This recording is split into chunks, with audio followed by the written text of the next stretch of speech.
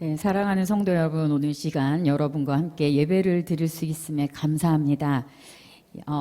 또 지난 1박 2일 그리고 오늘까지 3일을 또 이렇게 만나니 더 친밀함을 느끼는 것 같아요. 그리고 또 함께 하지 못하신 분들은 더 궁금해지더라고요. 어디서 뭐 하실까? 네, 정말 많이 피곤하셨을 텐데 이렇게 함께 예배의 자리로 나오셔서 함께 예배드림에 하나님께 감사하고 성도 여러분께 감사합니다. 네, 하나님 안에서 승리란이란 제목을 가지고 함께 말씀을 나눠보겠습니다. 오늘의 말씀 아까 고린도전서 15장 57절에 보면 우리 주 예수 그리스도로 말미암아 우리에게 승리를 주시는 하나님께 감사하노니. 네, 여러분 인생의 전쟁터에서 승리란 무엇일까요? 인생을 다 여기 이제 사실 많이 살아오셨잖아요. 네. 그럼 우리는 인생을 살아오며 수많은 전쟁과 싸움을 치러왔습니다. 직장과의 싸움, 가족 간의 갈등, 건강의 문제, 관계의 아픔 등. 그리고 또 무엇보다 믿음의 싸움에 우리가 항상 있다라는 것입니다. 그런데 오늘 본문은 분명히 말하고 있습니다.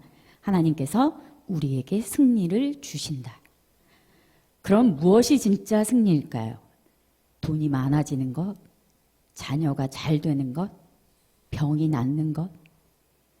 네, 여러분 지난주에 우리 전 목사님이 말씀하셨듯이 또 우리가 그걸 배웠듯이 이런 것들은 진짜 주님이 말씀하시는 승리가 아닙니다.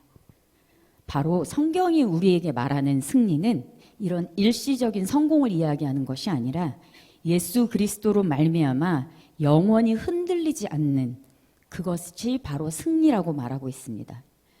여러분 세상은 결과를 봅니다. 그렇지만 하나님은 과정을 보고 계십니다. 여러분 한 번쯤은 이런 예화를 들어보기도 하고 또 TV에서 보신 적도 있을 것 같은데 어떤 마라톤 대회에서 한 중년 남성이 1등으로 계속 달리다가 갑작스러운 다리 부상으로 멈춰 섰습니다. 모두가 그를 지나쳤고 결국 그는 꼴찌로 완주를 했습니다. 수많은 관중은 그에게 기립박수를 보냈습니다.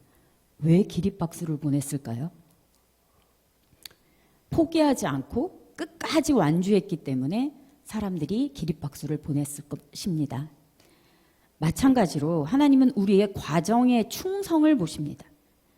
삶의 고비에서 믿음을 놓지 않았을 때 그것이 바로 하나님 보시기에 진짜 승리입니다. 디모데후서 4장 7절에 나는 선한 싸움을 싸우고 달려갈 길을 마치고 믿음을 지켰으니 라는 말씀이 있습니다. 여러분 승리는 힘이 아니라 믿음에서 시작됩니다. 우리의 환경이 아무리 열악해도 믿음 하나로 하나님은 판을 바꾸십니다. 요한 1서 5장 4절에 이런 말씀이 있습니다. 세상을 이기는 승리는 이것이니 우리의 믿음이니라. 네, 여러분 성경의 인물 중에 여러분들이 가장 많이 아시는 엘리야 선지자가 있습니다. 갈멜산에서 바알 선지자 450명과 홀로 싸웠을 때 그는 군대도 없었습니다. 무기도 없었습니다. 하지만 하나님을 믿고 단 하나의 기도로 불을 내렸습니다. 결국 그는 영적 싸움에서 압도적인 승리를 거둡니다. 여러분 우리가 가진 믿음이 바로 하나님의 능력을 끌어오는 도구입니다. 진짜 승리는 또한 나 자신을 이기는 것입니다.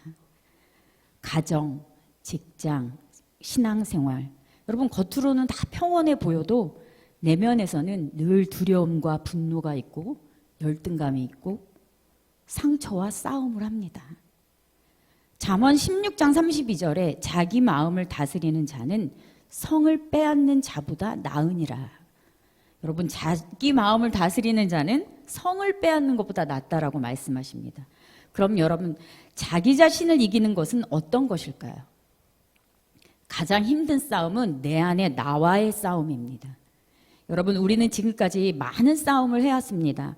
직장에서, 가정에서, 인생에서. 그런데 가장 피하기 어려운 싸움은 누구와의 싸움입니까? 나 자신과의 싸움입니다.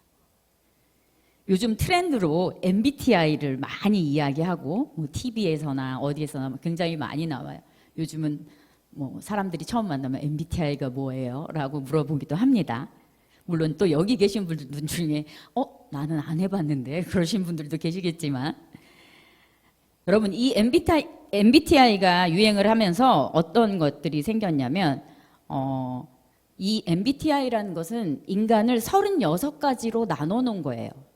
그래서 그 36가지 분류로 인간을 나눠 놓은 건데, 제가 생각할 때는 인간이 36가지로 규정 지어지지는 않는다고 생각합니다. 자라나온 환경, 가정 환경, 교육, 여러 가지들이 또 거기서 포함되고 있으면 많은 또 더 크게 분류할 수 있지만, 이 MBTI를 만든 사람은 36가지로 아주 간단하게 보는데, 이게 한 가지 문제가 있어요. 사람을 만나서 물어보면 쟤는 INFJ구나. 그래서 저러는구나. 쟤는 ISTP구나. 그래서 제가 말을 저렇게 하는구나. 이제 이렇게 생각하면 그나마 나은데, 제 INFJ야. 나랑 안 맞아. 별로 얘기 안 하고 싶어. 이렇게 해서 판단하는 걸로 구분을 하면 안 돼요. 실은 기독교 안에서 MBTI가 굉장히 먼저 실행되어져 왔었는데, 그 이유는 뭐였냐면, 나와 다른 사람에 대해서 우리가 좀 더 이해하고 좀 더 그들을 받아들이는데 조금 폭을 더 넓히자, 이런 의미에서 MBTI를 하게 됐는데, 요즘은 세상에서 특히 젊은 친구들은 너무 MBTI가 뭐예요? 첫 만남에서 소개팅에서도 그런다고 하더라고요. 네. 여러분, 가장 피하고 싶지만, 근데 이 MBTI라는 게 누구를 판단하는 것보다 우리의 내면을 깊게 들여다보면 내가 어떤 사람인지 알고 싶은 거예요. 나라는 사람은 어디에 속해져 있냐, 나는 인지 능력이 어디에 들어가 있느냐, 이런 것들을 깨닫고 싶으니까 MBTI가 더 성행한 거 아닌가, 이런 생각을 해봅니다. 그런데 가장 피하기 어려운 싸움은 앞에서 말한 것처럼 바로 나와의 싸움입니다. 과거의 상처를 극복하는 싸움, 반복되는 습관과 게으름의 싸움, 열등감과 교만, 두려움과 외로움의 싸움, 또 죄성과 싸우며 하나님 앞에 서려는 싸움. 성경은 말합니다. 승리를 주시는 이는 하나님이시라고. 오늘 우리는 내 안에 나를 이기고 승리하는 삶에 대해 함께 좀 더 구체적으로 이야기하고자 합니다. 자신과의 싸움은 진실하게 나를 보는 것에서 시작됩니다. 여러분, 시편 139편 23절과 24절을 보시면, 하나님이여 나를 살피사 내 마음을 아시며 내 안에 무슨 악한 행위가 있나 보시고. 여러분, 139편이 시편에서 대표적인 말씀인데요. 그것을 잘 나중에 시간 되실 때 한번 다시 이렇게 쭉 묵상해 보시면 나의 입술의 언어와 나의 모든 것들에 대해서 고백하는 이야기들이 나옵니다. 우리는 종종 바깥의 일은 잘 봅니다. 그렇지만 내 안에 있는 나의 문제는 회피하거나 외면해 버립니다. 어떤 중년의 성도가 이런 말을 했습니다. 나는 늘 다른 사람 때문이라고 생각을 했었대요. 그런데 어느 날 거울을 보며 하나님께 말씀했대요. 그러니까 말씀을 드렸대요. 기도를 하면서 왜 저 사람 때문에 내가 이래야 되고, 하나님 왜 이런 환경 때문에 나는 이래야 하고 했더니, 너가 진짜 싸워야 할 대상은 거기 있는 너다. 거울을 보면서 하나님의 그런 음성이 들렸다고 해요. 그래서 그때부터 기도가 바뀌었대요. 주님, 나를 다스려 주세요. 진짜 영적 전쟁은 내 마음 깊은 곳에서부터 시작됩니다. 자신과의 싸움은 여러분 혼자서 안 돼요. 내가 나를 돌아보고 성찰하고 아무리 그래도 성숙하는 단계는 느려요. 그렇기 때문에 나에게의 싸움은, 자신과의 싸움은 성령의 도우심이 꼭 필요합니다. 갈라디아서 5장 17절을 보시면 육체의 소욕은 성령을 거스리고 성령은 육체를 거스리나니. 우리 안에는 늘 두 힘이 있습니다. 육체의 소욕, 뭐가 있을까요? 앞에서 제가 말씀드린 것처럼 게으름, 분노, 정욕, 자책, 자포자기. 성령의 인도하심은 또 그와 반대입니다. 절제, 기도, 회개, 용서, 희망. 여러분, 이 두 힘이 싸울 때 성령을 선택하는 사람이 바로 승리하는 삶이라는 것입니다. 50대 자매 한 분이 저한테 이런 고백을 하셨어요. 나는 외로움을 이기려고 사람을 의지했어요. 하지만 늘 공허해졌죠. 그러나 어느 날 하나님 앞에서 정직하게 울며 기도했습니다. 그랬더니 이상하게 혼자 있는 시간이 달라졌대요. 성령님이 위로하셨어요. 그때 깨달았어요. 진짜 위로는 하나님으로부터 오는 거구나. 내 안에 울고 있는 나를 하나님의 성령이 일으켜 세우십니다. 여러분, 자신과의 싸움에서 승리하는 비결은 또한 자기 부인입니다. 여러분, 자기 부인이 뭘까요? 매일 자기를 부인하는 건데 누가복음 9장 23절에 이런 말이 있습니다. 아무든지 나를 따르려거든 자기를 부인하고 날마다 제 십자가를 지고. 매일매일 내 욕망, 내 감정, 내 기준을 내려놓고 하나님 앞에서 자신을 다스리는 삶, 자신의 감정을 다스리는 삶, 그것이 바로 참된 승리입니다. 예, 한 가지 예를 들어보면 저희가 어제 그제 1박 2일로 수련회를 가지 않았습니까? 네, 제가 계속 툴툴거렸어요. 네, 여기 뭐 계속 왜 툴툴거렸냐면 우리 성도님들이 너무 일을 많이 하는 거예요. 네, 막 고기 구우시느라고 옷에 빵꾸도 나고 막 화상도 입고 막 식사 준비하시느라고 막 다 움직이시고 막 모든 걸 세팅하고 막 했는데 우리만 일을 너무 하는 것 같은 거예요. 그래서 내가 계속 궁시렁궁시렁 거렸어요, 제가. 근데 어저께 운전을 하면서 집에 가는데 하나님 그래도 감사합니다. 뭐 이 수련회를 마쳐서 너무 감사드려요 라고 기도를 하면서 근데 왜 다른 교회는 우리랑 다를까요? 그래서 혼자 궁시렁거렸더니 제가 한참 그렇게 궁시렁거리고 갔는데 제 안에 너무 찔림이 딱 오더라고요. 그래서 저는 한 게 없어요. 여기 계신 분들 이제 안 가신 분들은 모르겠지만 다 가신 분들 아시면 저는 할 줄 아는 게 없어가지고 식사 준비를 하는데 아무것도 도움을 못 드렸거든요. 근데 제가 꿍시렁 됐잖아요. 다른 교회에서 왜 안 도와주지? 이렇게 하나님이 그게 너야 그러시는 거예요. 어찌나 찔리던지 가면서 너무너무 이게 나였구나.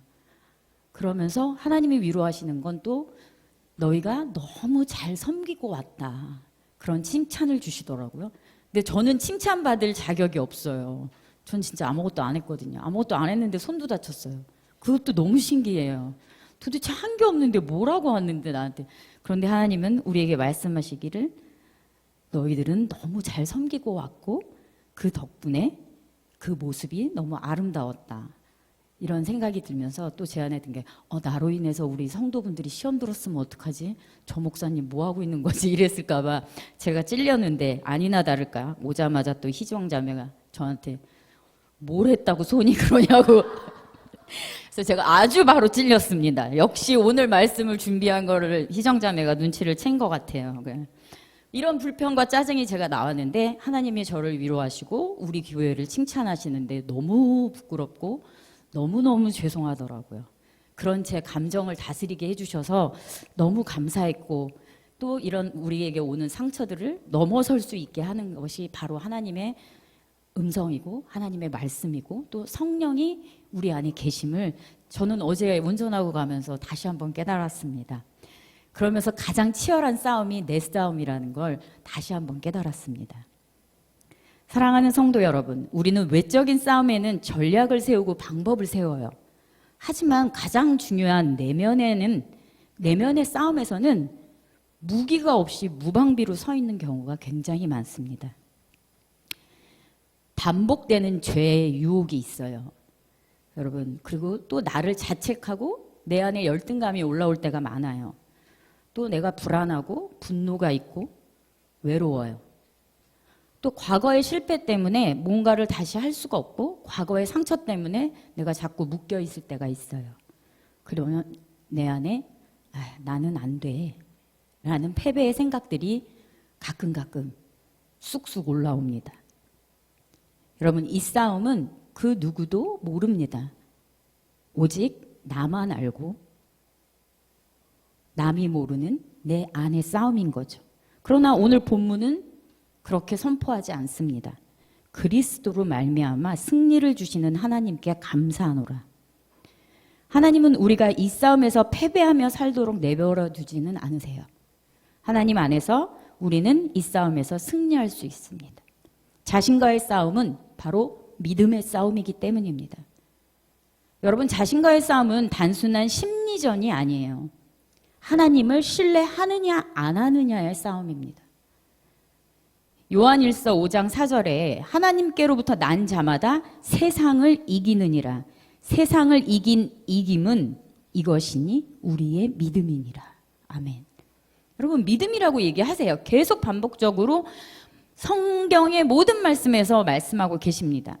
여러분, 내 감정보다 말씀을 믿을 수 있으세요? 내 상처보다 하나님의 사랑을 믿고 계십니까? 내 실패보다 하나님의 계획을 붙잡을 수 있으신가요? 우리는 그렇지 못할 때가 굉장히 많이 있습니다. 물론 앞에 서 있는 저 역시 마찬가지입니다.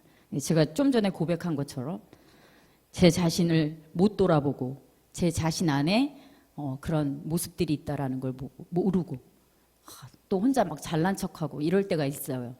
그렇지만 하나님은 우리에게 말씀하십니다. 성령의 도우심 없이는 자신과의 싸움에서 이길 수 없다.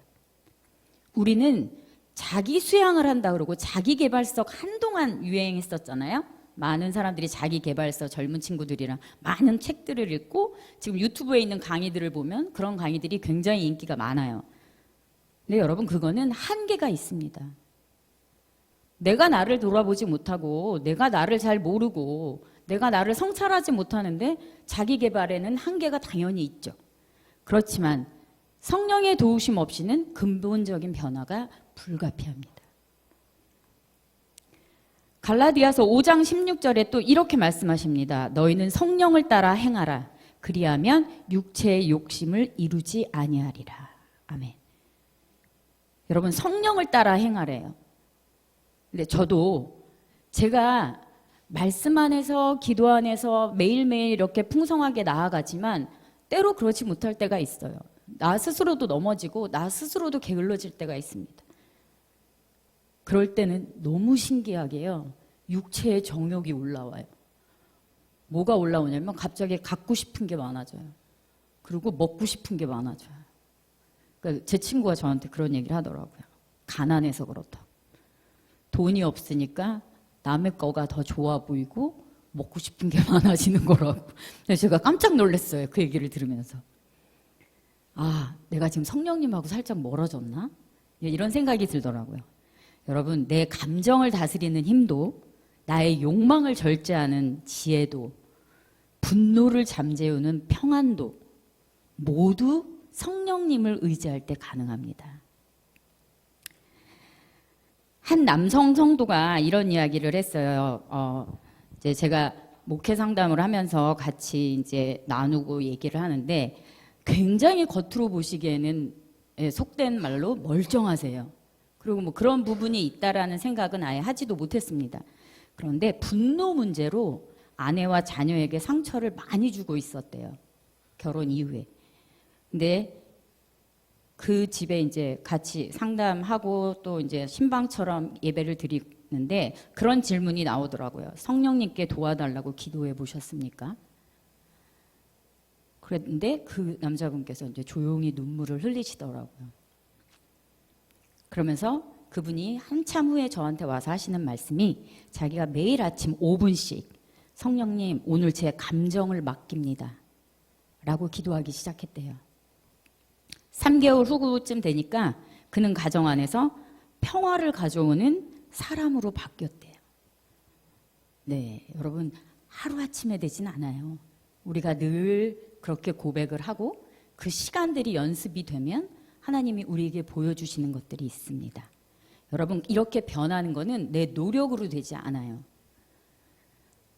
성령님을 의지하고 그것이 바로 그 어떤 자기 개발도 이길 수 없어요. 바로 성령님의 도우심이라는 거죠. 하나님 안에서 승리는 여러분 새로운 기준으로 사는 겁니다. 제가 아까 그랬죠? 하나님하고 좀 멀어지고 제가 그러면 막 육체의 정욕이 올라온다고. 여러분, 이전에는 내 감정의 기준이었어요. 그렇지만 하나님 안에서 승리하는 말씀을 기준으로 사는 것은 전혀 다른 삶을 살아가게 합니다.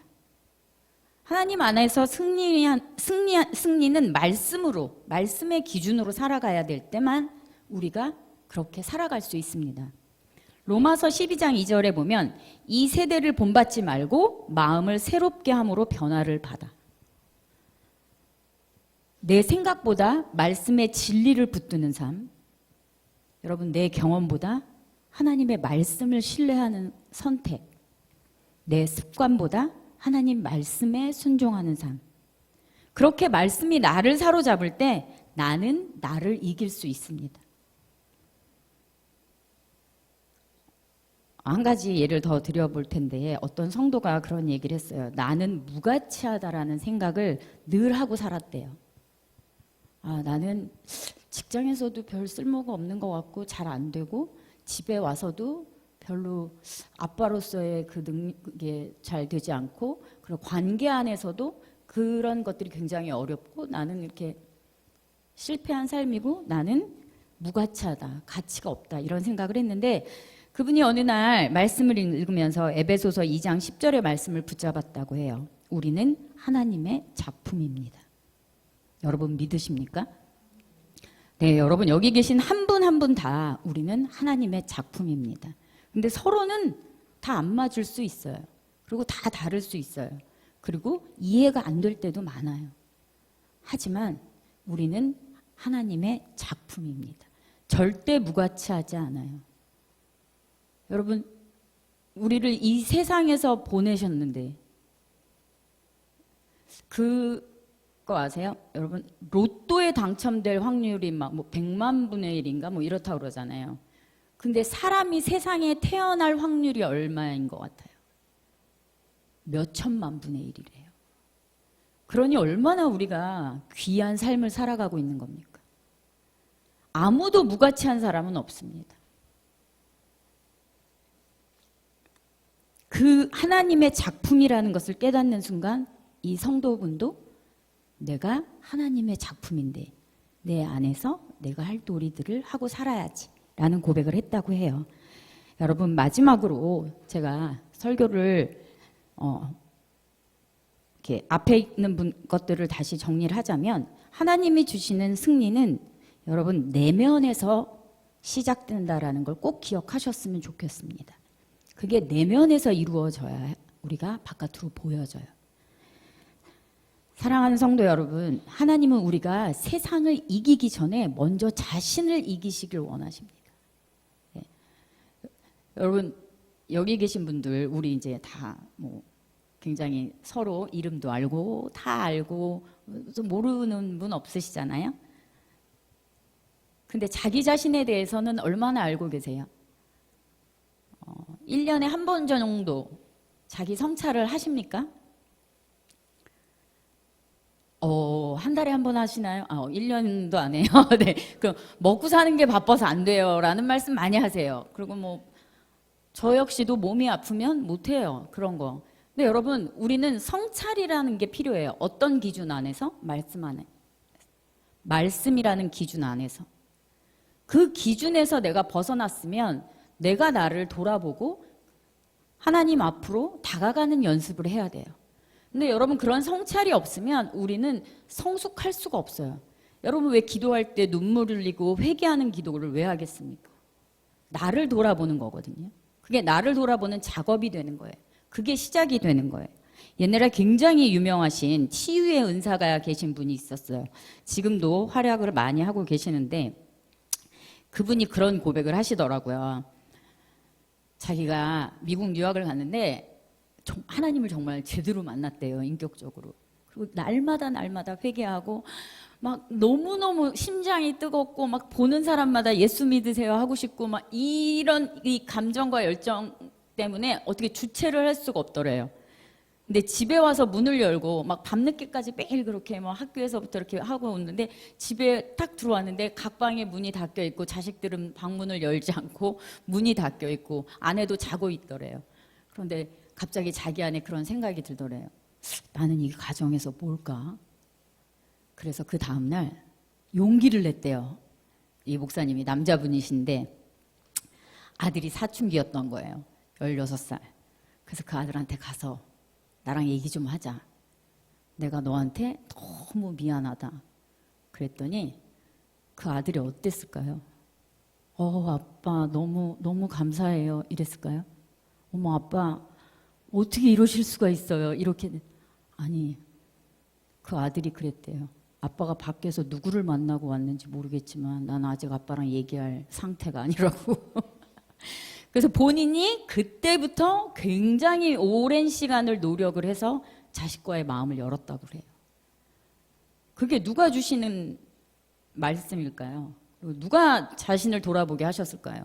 그분은 사회적으로도 굉장히 보기에 성공하셨어요. 그런데 모든 걸 내려놓고 신학을 위해서 유학을 가셨다가 그 깨달음을 받고 다시 오셔서 이제 열심히 치유 사역을 하고 계시는데, 정말 내 자식을 내가 치유할 수 없다라는 그 고백 가운데 정말 무너져서 너무 많이 우셨다고 해요.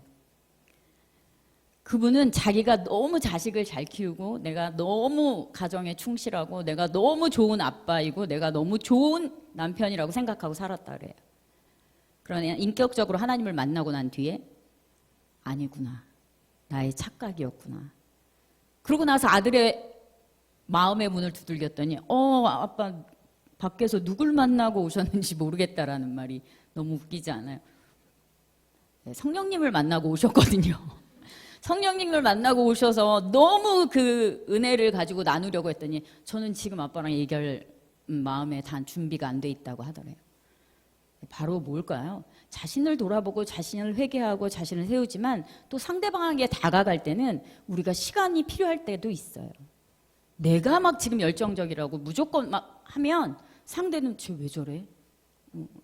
너 너무 나한테 그러지 마. 이런 거부 반응을 일으킬 수도 있다라는 거죠. 그래서 여러분 가장 중요한 건 바로 나와의 싸움입니다. 바로 나. 여러분은 자신에 대해서 얼마나 알고 계세요? 한 50% 알고 계신다. 아무도 없으세요? 제가 너무 조금 얘기했나요? 70% 알고 있다. 70%도 없으세요?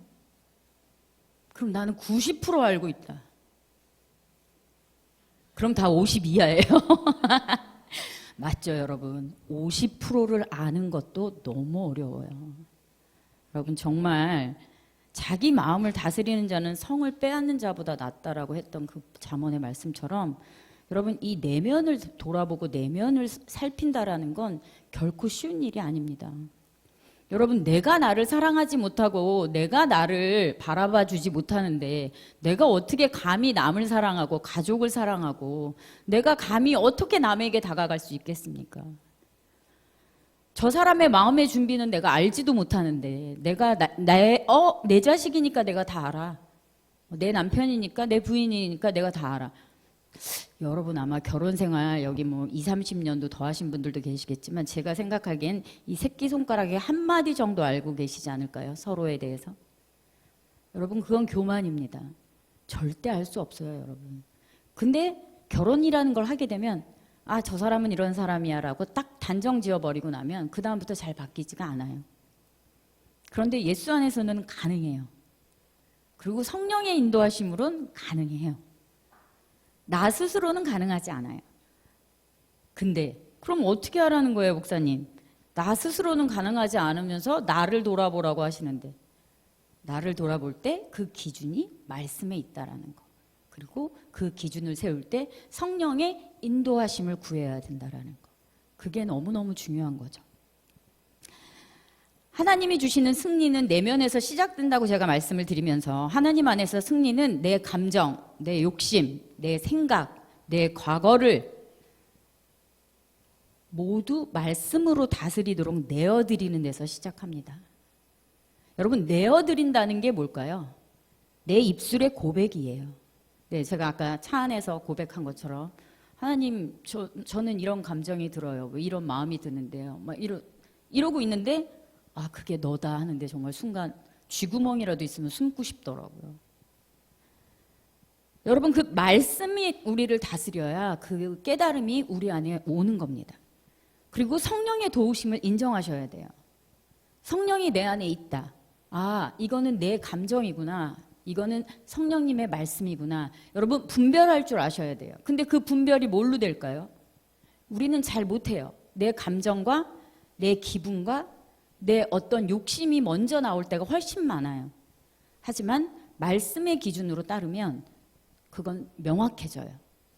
그래서 여러분, 우리가 말씀을 읽고 말씀을 배우고 말씀을 듣는 거예요. 굉장히 중요한 부분입니다. 성령님의 도우심을 인정하고 매일 조금씩 말씀에 순종하며 살아갈 때 우리는 점점 자기 자신을 이깁니다. 그리고 하나님께 쓰임받는 사람이 될 수 있습니다. 여러분, 아까 말씀드린 것처럼 나는 무가치하다라고 하며 살아왔던 그분도 크리스찬이었고 그분은 심지어 모태 신앙이었습니다. 그런데 무가치하다라는 생각을 평생을 하고 사셨대요. 여러분, 저희는 그렇지 않습니다. 여러분도 꼭 내가 가치 있다라는 걸 여러분 스스로 아시고 인정하시고 기억하시고, 근데 그 가치 있는 삶을 살려면 성령님을 내 안에 모시고 성령님의 인도하심에 따라 움직여야 되는 거예요. 저도 늘 고백해요. 저는 집에서 제일 많이 듣는 말이 가정사역은 안 하냐? 그런 소리를 제일 많이 들어요. 그래서 무슨 사역? 그랬더니 너는 가정에서는 이렇게 살고 밖에 나가면 어머 집사님 막 이런데요 제가. 그러면서 너무 가식적이래요. 자기네랑 통화할 때랑 너무 다르다는 거죠. 네, 지금 막 머리가 저는 쭈뼛쭈뼛 쓰는데 들으시는 분들은 어떨지 모르겠지만 네, 너무 부끄러운 얘기지만 그러면서 제가 재합리화를 하죠. 예수님도 태어난 곳에서는 전도도 못했다. 나는 이 정도면 잘하고 있는 거다. 이렇게 이야기를 하죠. 그렇지 않습니다, 여러분. 저는 저희 개인적인 얘기지만 저희 큰언니를 별로 안 좋아해요. 그래서 맨날 큰언니 흉을 봐요. 그러고 나서 끝에는 하나님, 제가 큰언니를 사랑하지 못하는데 제가 감히 밖에 나가서 누구를 사랑하며 내가 누구를 위하고 하나님 안에서 내가 어떻게 지금 사역을 한다고 말하고 있겠어요. 늘 이게 반복이에요. 근데 아직도 못 뛰어넘었어요, 저는. 그리고 큰언니가 나타나면 또 짜증내요. 잔소리를 하도 하니까 너무 힘들어요. 그리고 다시 또 밤에 기도해요. 하나님, 저 또 그랬어요. 미치고 팔짝 뛸 것 같은데 이게 20-30년을 계속 이러는 것 같아요. 이 반복되는 나의 죄성이 가족 안에서는 더 어려워요, 여러분. 그리고 가족은 나의 민낯을 알아요. 그렇기 때문에 너무 어려워요. 그러나 성령님의 도우심을 받으면 가능합니다. 네, 그래서 저도 늘 성령님께 구해요. 저는 저희 언니가 저희 집으로 오기 전에 막 한 달 전부터 작정 기도를 해요. 이번에는 싸우지 않기를. 주님, 이번에는 제가 잘 섬길 수 있도록. 근데 아주 조금씩 나아지는 것 같아요. 아주 조금씩, 눈에 보이지도 않을 만큼. 그럼 혼자 잘했다고 막 칭찬해줘요. 그래, 이번 한 달 잘 버텼다. 근데 그 조금씩 나아지는 것도 제 힘으로는 안 되는 것 같아요. 여러분, 사랑이라는 건 예수님이 나를 사랑하시듯이 하나님이 나를 사랑하듯이 무한대로 해야 돼요. 반복해야 돼요. 나의 민낯을 알고 있는 내 가족에게 쉽지 않습니다. 그리고 우리가 수련회 가서 봤던 우리의 또 모습들이 있잖아요. 또 저분은 저러네. 또 이럴 수 있어요. 근데 나랑 달라요. 나의 생각과 다르기 때문에 우리는 언어로 표현을 해야 돼요. 그리고 언어로 설명할 줄 알아야 돼요. 근데 여러분, 자기 표현이 안 되잖아요. 그리고 언어로 설명이 안 되면 여러분, 제가 여기서 만약에 구원이 무슨 뜻이에요? 그러면은 자기 언어로 말씀하실 수 있는 분들도 계시겠지만 또 없을 수도 있어요. 은혜는 무슨 뜻이에요? 이게 자기 언어로 내가 정의 내려지지 않으면 그건 내가 알고 있는 게 아닙니다.